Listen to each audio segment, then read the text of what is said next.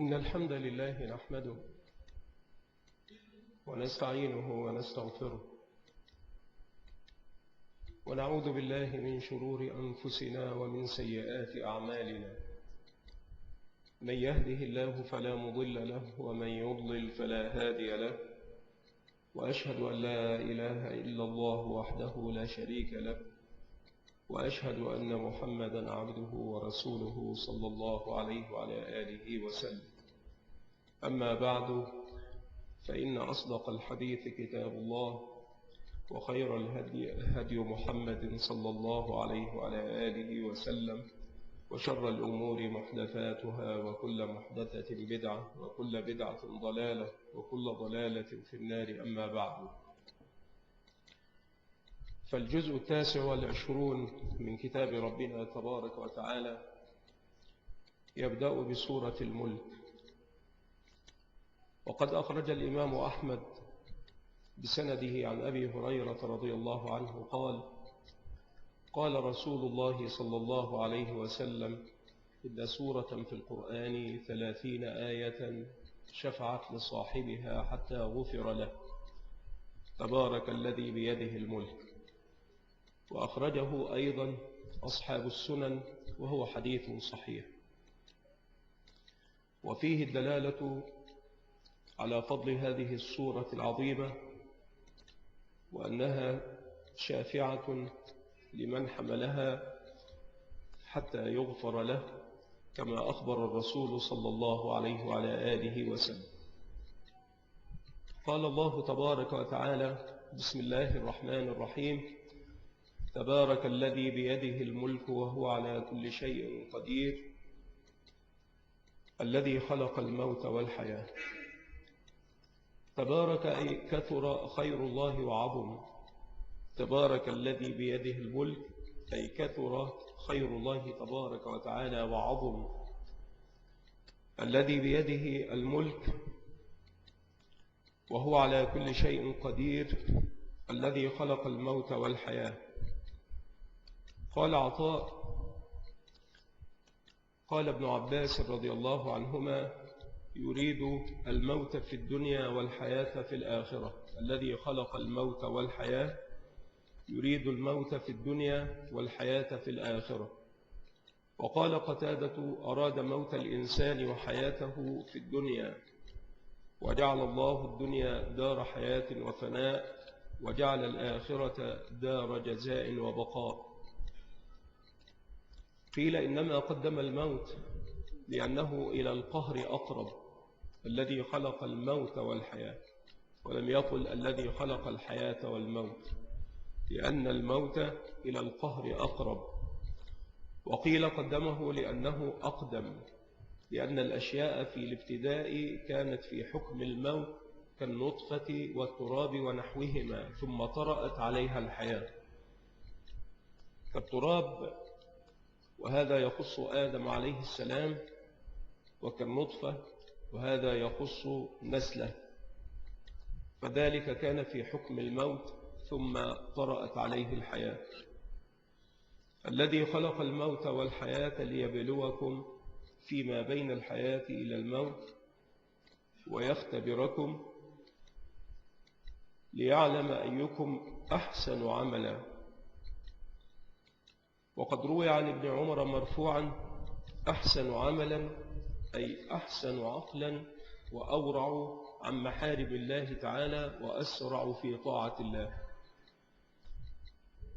قال الفضيل بن عياض: أحسن عملا أخلصه وأصوبه.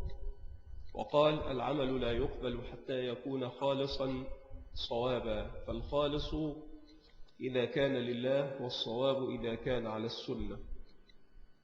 فلا بد أن يتوفر هذان الشرطان في العمل حتى يقبل عند الله تبارك وتعالى. وتأمل قول الله تبارك وتعالى: أيكم أحسن عملا، ولم يقل أيكم أكثر عملا.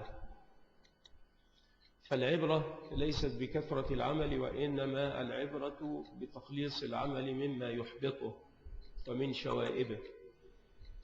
فالعمل لا يكون مقبولا عند الله تعالى حتى يكون خالصا صوابا، الخالص إذا كان لله، والصواب إذا كان على سنة رسول الله صلى الله عليه وسلم.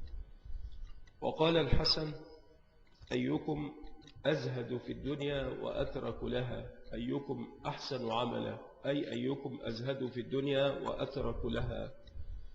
وقال الفراء: لم تقع البلوى على أي إلا وبينهما إضمار. يعني إذا ذكرت البلوى، إذا ذكر الابتلاء ثم جاءت أي، فلا بد أن يكون هنالك إضمار. هذه قاعدة: لم تقع البلوى على أي ليبلوكم. هذه البلوى التي يريد أيكم، فجاءت أي.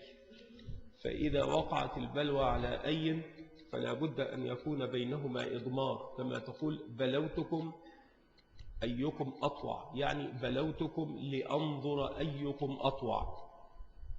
فهنا إضمار لأنظر، بلوتكم أيكم أطوع. فالإضمار بين البلوى، بين الابتلاء وأي، هو لأنظر، فتقول: بلوتكم لأنظر أيكم أطوع. ومثله: سلهم أيهم بذلك زعيم، أي سلهم وانظر أيهم بذلك زعيم، ليبلوكم أيكم أحسن عملا. فالإضمار ليبلوكم أيكم أزهد في الدنيا وأترك لها. وهو العزيز في انتقامه ممن عصاه، وهو وإن كان هو العزيز إلا أنه يغفر لمن تاب. فقال جلت قدرته: وقد جمع بين الاسمين الشريفين والصفتين العزيزتين الكريمتين في هذا السياق، وهو العزيز الغفور. وهو العزيز في انتقامه ممن عصاه، وهو وإن كان عزيزا في انتقامه ممن عصاه إلا أنه غفور لمن تاب، وهو العزيز الغفور. الذي خلق 7 سماوات طباقا، طبقا على طبق، بعضها فوق بعض، ولكن بمسافات بينها، كما في حديث الإسراء. الذي خلق 7 سماوات فليست طباقا بعضها على بعض من غير فاصل، ولكن كما ذكر النبي صلى الله عليه وعلى آله وسلم في حديث الإسراء: بعضها فوق بعض وبينها مسافات. ما ترى في خلق الرحمن من تفاوت، معناه ما ترى يا ابن آدم في خلق الرحمن من اعوجاج واختلاف وتناقض، بل هي مستقيمة مستوية.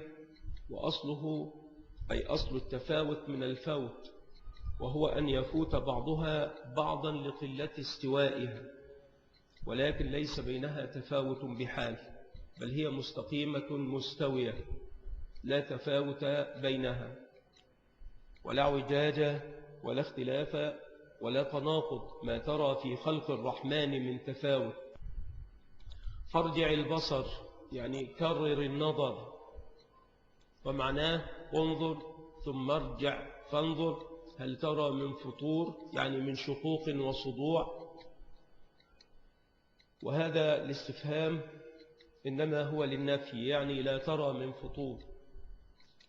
فارجع البصر هل ترى من فطور، يعني من شقوق وصدوع. ثم ارجع البصر كرتين، يعني مرة بعد مرة، كما قال ابن عباس رضي الله عنهما: ثم ارجع البصر كرتين، ثم ارجع البصر كرتين ينقلب ينصرف ويرجع إليك البصر خاسئا، يعني ذليلا صاغرا مبعدا، لم ير ما يهوى ويطلب، وهو حسير كليل منقطع لم يدرك ما طلب. وذلك لأنه ليس فيها من تفاوت. ما ترى في خلق الرحمن من تفاوت. فارجع البصر، كرر النظر، انظر ثم ارجع فانظر هل ترى من فطور، من شقوق وصدوع. ثم ارجع البصر كرتين، مرة بعد مرة، ينقلب ينصرف إليك البصر ويرجع إليك البصر خاسئا صاغرا ذليلا مبعدا لم ير ما يهوى ويطلب وهو حسير كليل منقطع لم يدرك ما طلب. ولقد زينا السماء الدنيا بمصابيح.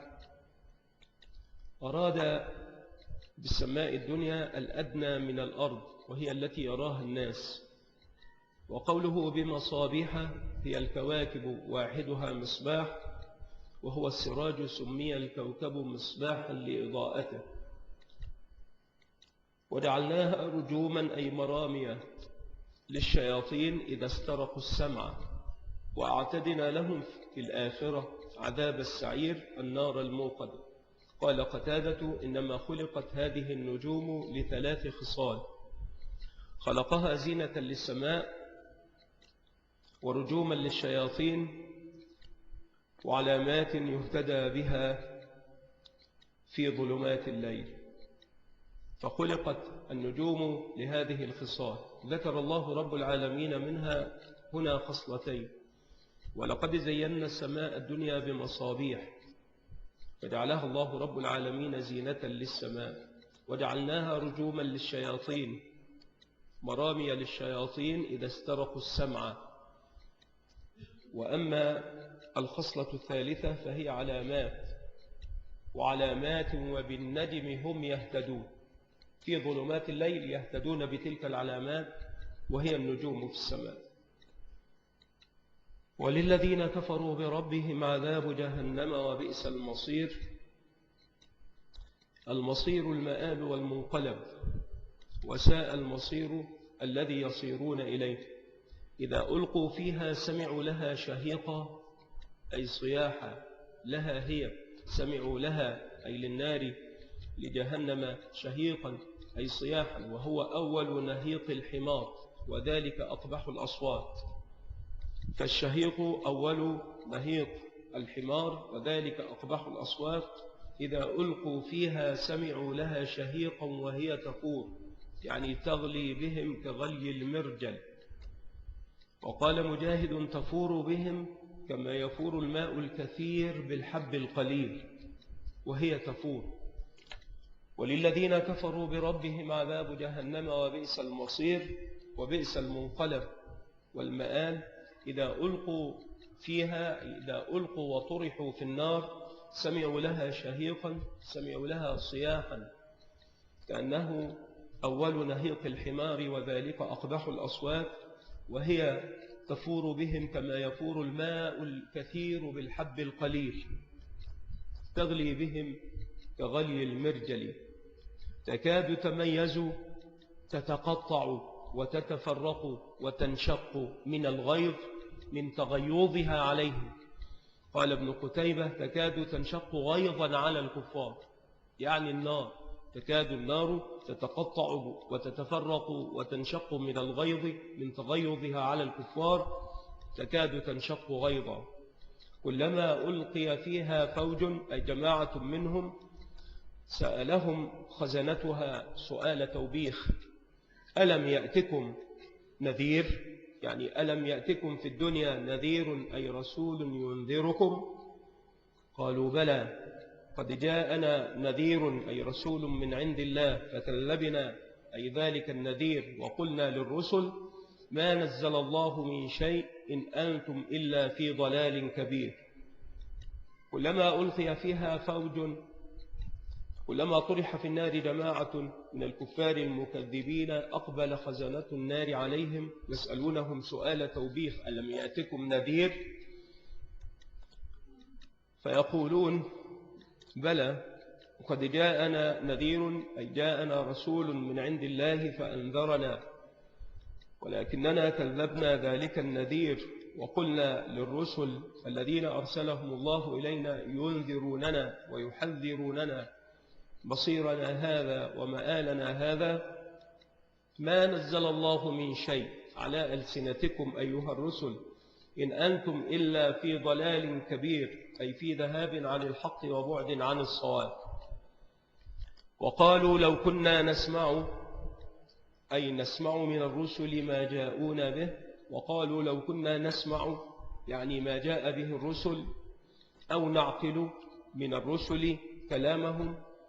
وقال ابن عباس لو كنا نسمع الهدى أو نعقله فنعمل به ما كنا في أصحاب السعير. قال الزجاج لو كنا نسمع سمع من يعي ويتفكر أو نعقل عقل من يميز وينظر ما كنا من أهل النار. وهذا أولى، هذا أولى. لماذا؟ لأنهم إذا كانوا لا يسمعون حقيقة ولا يعقلون حقيقة فقد رفع عنهم التكليف فلا يؤاخذون، ولكن سمعوا سمع من لا يعي ولا يتفكر، ولم يعقلوا عقل من يميز وينظر. ولذلك يكون أولى ما قاله الزجاج لو كنا نسمع سمع من يعي ويتفكر أو نعقل عقل من يميز وينظر ما كنا من أهل النار. فاعترفوا بذنبهم الذي استحقوا به عذاب النار وهو الكفر وتكذيب الأنبياء، فاعترفوا بذنبهم فسحقا أي بعدا لأصحاب السعير. إن الذين يخشون ربهم بالغيب أي يخافون مقام ربهم فيما بينهم وبينه إن غابوا عن الناس في المغيب في الغيب يخشون ربهم. هؤلاء ذكر الله ما أعد لهم في الآخرة من المغفرة والأجر الكبير، فقال سبحانه إن الذين يخشون ربهم بالغيب لهم مغفرة وأجر كبير وأسروا قولكم أو اجهروا به إنه عليم بذات الصدور. ذات الصدور أي مضمرات القلوب، أي ما يخطر في الصدور ويعتمل فيها مما لا يطلع عليه إلا الله. وأسروا قولكم أو اجهروا به إنه سبحانه عليم بذات الصدور أي بمضمرات قلوبكم وما أسررتموه في أنفسكم ولم تعلنوا به أحدا من الخلق فإنه به عليم. قال ابن عباس رضي الله عنهما نزلت في المشركين كانوا ينالون من رسول الله صلى الله عليه وسلم فيخبره جبريل عليه السلام بما قالوا، فقال بعضهم لبعض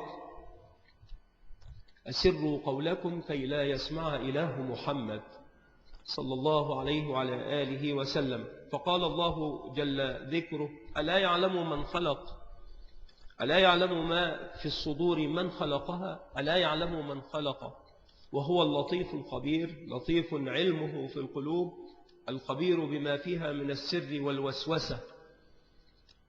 وقيل من في قوله تعالى ألا يعلم من خلق يرجع إلى المخلوق لا إلى الخالق، فالتقدير في الذي مر إنما هو للخالق. ألا يعلم ما في الصدور من خلقها فهنا ترجع إلى الخالق لا إلى المخلوق. وقيل ترجع إلى المخلوق أيضا، يعني ألا يعلم الله مخلوقه، ألا يعلم من خلق، ألا يعلم هذا المخلوق من خلقه تبارك وتعالى. فالتقدير ألا يعلم الله مخلوقه، ألا يعلم المخلوق الله تبارك وتعالى. فهذان تقديران. ألا يعلم من خلق، ألا يعلم ما في الصدور من خلقها وهو اللطيف الخبير، لطيف علمه في القلوب والخبير بما فيها من السر والوسوسة. أو ألا يعلم الله مخلوقه وهو سبحانه اللطيف الخبير هو الذي جعل لكم الأرض ذلولا أي سهلا لا يمتنع المشي فيها بالحزونة، وإنما جعلها الله رب العالمين ذلولا سهلا ليس فيها ما يمنع من المشي والسير فيها، فامشوا في مناكبها. قال ابن عباس وقتادة في مناكبها أي في جبالها، فالمناكب الجبال. وقال الضحاك في آكامها جمع أكمة وارتفع وكان فيه من الشجر ما يلتف. وقال مجاهد في طرقها وفجاجها. وقال الحسن في سبلها. وقال الكلبي في أطرافها، وقال مقاتل في نواحيها، وقال الفراء في جوانبها، والأصل في الكلمة الجانب، في مناكبها الأصل فيها في جوانبها، فهذا هو الأصل لغة. وما مر مما ذكره ابن عباس رضي الله تبارك وتعالى عنهما ومن هنالك من العلماء في قولهم في آكامها، في طرقها، في فجاجها، في سبلها، في أطرافها، في نواحيها، في جوانبها، كل هذا حق ويحتمله اللفظ بلا مجافاة ولا منافاة. فامشوا في مناكبها وكلوا من رزقه، يعني مما خلقه رزقا لكم في الأرض، وكلوا من رزقه وإليه النشور، أي وإليه تبعثون من قبوركم منشورين عائدين إلى الله رب العالمين. وكلوا من رزقه أي مما خلقه رزقا لكم في الأرض وإليه النشور، فإليه تبعثون من قبوركم بعد موتكم. ثم خوف الله رب العالمين الكفار فقال أأمنتم من في السماء، هو الله تبارك وتعالى، من في السماء هو الله عز وجل. قال ابن عباس أي عذاب من في السماء إن عصيتموه. يقول أأمنتم من في السماء أي أأمنتم عذاب من في السماء إن عصيتموه، أن يخسف بكم الأرض فإذا هي تمور. تمور قال الحسن تتحرك بأهلها، وقيل تهوي بهم، والمعنى أن الله تعالى يحرك الأرض عند الخسف بهم حتى تلقيهم إلى أسفل، تعلو عليهم وتمر فوقه. يقال مار يمور مورا إذا جاء وذهب، إذا جاء وذهب، فتحرك حركة لا استقرار فيها. أن يخسف بكم الأرض فإذا هي تمور. أم أمنتم من في السماء أن يرسل عليكم حاصبا، أي ريحا ذات حجارة كما فعل بقوم لوط. فستعلمون أي في الآخرة أو عند الموت كيف نذير، أي إنذاري إذا عاينتم العذاب، أي كيف كان إنذاري إذا عاينتم العذاب. أم أمنتم من في السماء أن يرسل عليكم حاصبا. أمنتم الله تعالى الذي هو في السماء أن يرسل عليكم ريحا ذات حجارة كما فعل بقوم لوط، فستعلمون في الآخرة وعند الموت إنذاره لكم إذا ما عاينتموه، إذا ما عاينتم العذاب الذي أنذركموه. ولقد كذب الذين من قبلهم، يعني كفار الأمم الماضية، فكيف كان نكير، أي كيف كان إنكاري عليهم بالعذاب. أولم يروا إلى الطير فوقهم صافات، يعني تصف أجنحتها في الهواء، ويقبضن أجنحتهن بعد البسط، فتبسط وتقبض. أولم يروا إلى الطير فوقهم صافات ويقبضن، أي يقبضن أجنحتهن بعد البسط والصف. والصف بسط الأجنحة للطير ومن الطير في الهواء، والقبض قبض الأجنحة بعد البسط. ما يمسكهن في حال القبض والبسط أن يسقطن إلا الرحمن القادر على كل شيء، إنه بكل شيء بصير، لا يخفى عليه شيء في الأرض ولا في السماء. أمن هذا الذي هو جند لكم، وهذا استفهام إنكار. قال ابن عباس أي منعة لكم، أمن هذا الذي هو جند لكم، يستنكر عليهم أن يكون هنالك من ينصرهم من دون الله. أمن هذا الذي هو جند لكم، أي منعة لكم، ينصركم من دون الرحمن، يعني يمنعكم من عذابه ويدفع عنكم ما أراد بكم. إن الكافرون إلا في غرور، أي في غرور من الشيطان الغرور يغرهم بأن العذاب لا ينزل به. أمن هذا الذي هو جند لكم ينصركم من دون الرحمن إن الكافرون إلا في غرور، يعني في غرور من الشيطان غرهم الغرور، غرهم بأن العذاب لا ينزل به. أمن هذا الذي يرزقكم إن أمسك رزقه، من الذي يرزقكم المطر إن أمسك الله عنكم هذا المطر؟ بل لجوا أي تمادوا في عتو في ضلال ونفور تباعد عن الحق. أمن هذا الذي يرزقكم إن أمسك رزقه بل لجوا في عتو ونفور. ثم ضرب مثلا فقال أفمن يمشي مكبا على وجهه أي راكبا رأسه في الضلالة والجهالة أعمى العين والقلب لا يبصر يمينا ولا شمالا وهو الكافر، ركب رأسه فيمشي مكبا على وجهه راكبا رأسه في الضلالة والجهالة أعمى العين والقلب لا يبصر يمينا ولا شمالا وهو الكافر. قال قتادة راكبا على المعاصي في الدنيا فحشره الله على وجهه يوم القيامة. أفمن يمشي مكبا على وجهه، أكب على وجهه كأنه يمشي على يديه ورجليه، أفهذا أهدى أم من يمشي سويا معتدلا يبصر الطريق وهو على صراط مستقيم، أي على طريق مستو لا اعوجاج فيه وهو مؤمن؟ أي هذين أهدى؟ من يمشي مكبا على وجهه قد أكب على وجهه فجعل نفسه كالحيوان الأعجم يمشي على أربع، وإن وجهه لا يلاصق الأرض فلا يبصر طريقه ولا يدري سبيله. أفهذا أهدى أم من يمشي سويا على صراط مستقيم وهو مؤمن؟ والأول مثل للكافر والضال المنحرف. قال قتادة يمشي يوم القيامة سويا.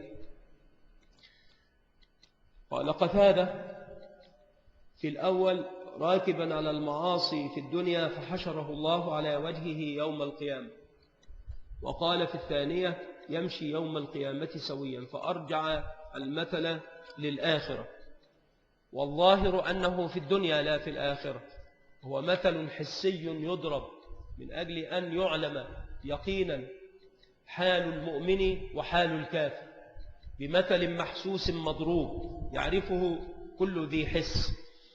أفمن يمشي مكبا على وجهه أهدى أم من يمشي سويا على صراط مستقيم؟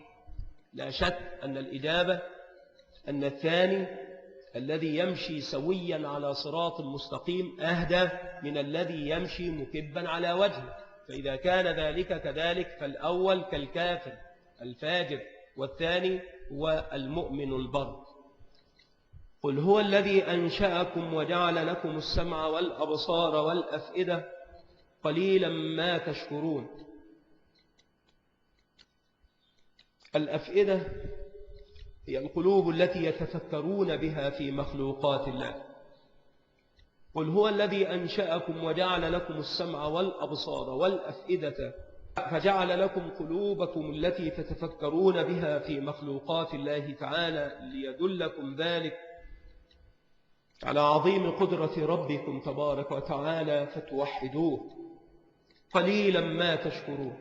قال مقاتل يعني أنهم لا يشكرون رب هذه النعم الذي أنشأكم وجعل لكم السمع والأبصار والأفئدة، مستحق أن تشكروه على هذه النعم، وهي نعم لا يماري فيها منكم أحد، وقد جعل لكم أسماعا وأبصارا وأفئدة وأنتم تجدون منافعها وتعلمون خطورة أن تذهب عنكم وعناءكم حينئذ بفقدها، فكان عليكم أن تشكروا ربكم على ما أولاكم وأعطاكم من هذه النعم من السمع والأبصار والأفئدة. ولكن قليلا ما تشكرون، يعني أنهم لا يشكرون رب هذه النعم.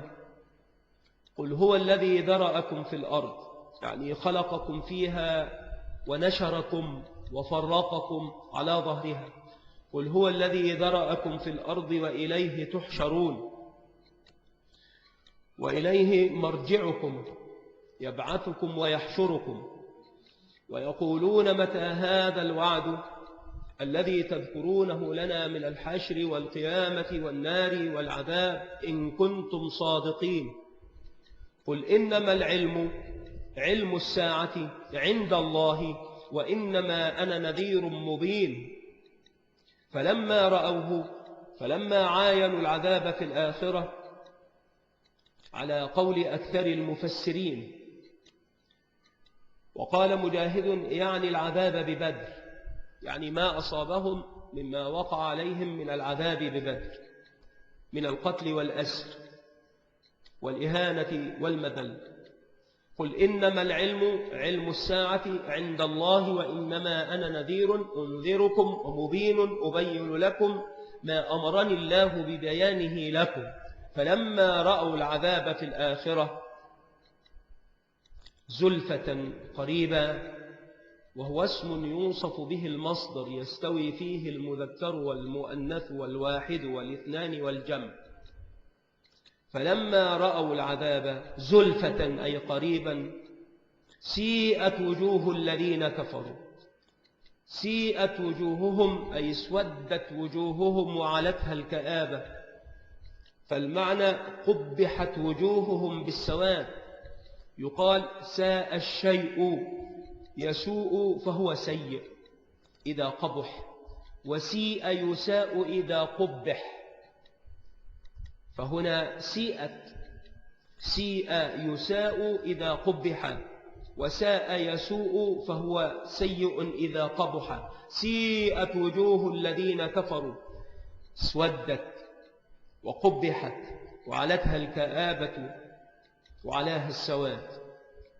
وقيل أي قال لهم الخزنة هذا العذاب الذي تعاينونه الذي كنتم به تدعون، تفتعلون من الدعاء أي تدعوه وتتمنوه أنه يجعله لكم استهزاء منكم واستبعادا واستكبارا.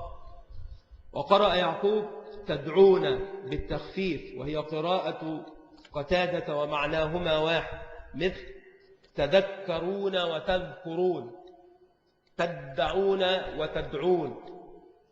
هذا العذاب الذي كنتم به تدعون يعني تتمنوه وتدعوه أن يجعله عليكم وأن يجعله لكم، لأنكم كنتم لا تؤمنون بالبعث وكنتم للرسول من المكذبين. قل يا محمد لمشركي مكة الذين يتمنون هلاكك، قل أرأيتم إن أهلكني الله ومن معي. هم يتمنون هلاكك ومن معك، فقل أرأيتم إن أهلكني الله ومن معي من المؤمنين بموت أو قتل أو رحمنا فأبقانا إلى منتهى آجالنا فمن يجير الكافرين من عذاب أليم. فإنه واقع بكم أنتم لا محال، فأين تذهبون؟ قل أرأيتم إن أهلكني الله ومن معي، أي أماتنا ربنا تبارك وتعالى أو قتلنا أو رحمنا أبقانا، هذا أو هذا،